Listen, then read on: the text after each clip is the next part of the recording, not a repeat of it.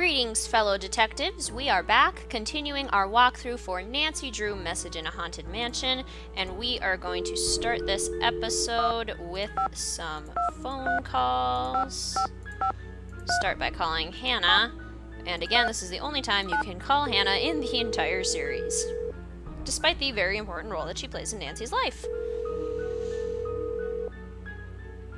Drew residence, Hannah Gruen speaking. Hi, Hannah. Nancy, how are you? And how's Rose?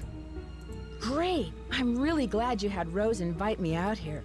Her house is so beautiful. I'm so happy you're out there. But I'm worried about all the accidents she's having. There's just been so many. What has Rose said about them? She doesn't say much, but I know they've become worse and worse.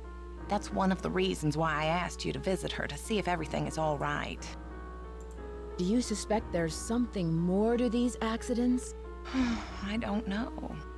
Rose is under a lot of pressure to open that bed and breakfast on time, and I'm worried that it may be too much for her. When is she planning to open it? In a month or two. Rose spent her entire life savings on the house. If this doesn't work out, she won't have 30 more years to earn the money back. Well, I should let you get back to your renovation work. Thank you for calling. There's probably no reason for concern.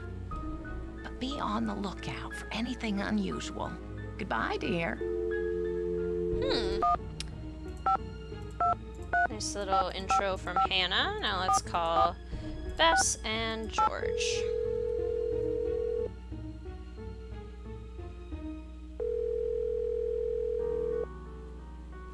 Hello? Hi, Bess. It's Nancy. Hi, Nancy. George is here. Let me put her on the speakerphone. Nancy? Hi, George. Hey, what's up? I'm in San Francisco, helping a friend of Hannah's renovate an old Victorian mansion. She wants to open up a bed and breakfast.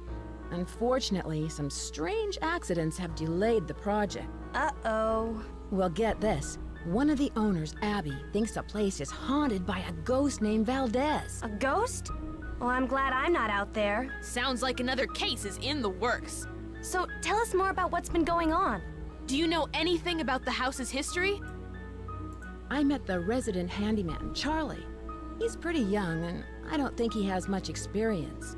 Maybe he doesn't charge very much, so he's probably a good bargain for Rose. Or maybe he's just cute. Bess, is that all you can think about? No.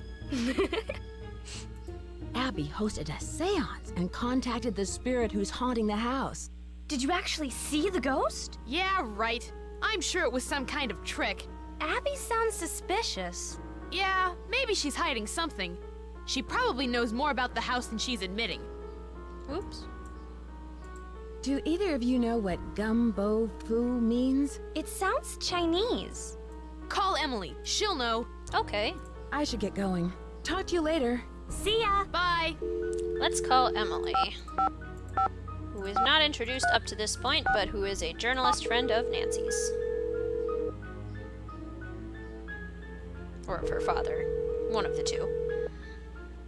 This is Emily. Hi, Emily. It's Nancy Drew. Nancy Drew? I haven't heard from you in ages.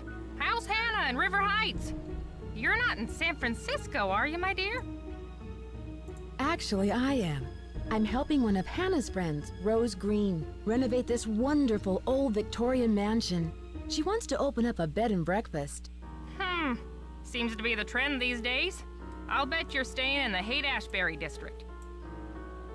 I'm not sure. The place is located on California Lane.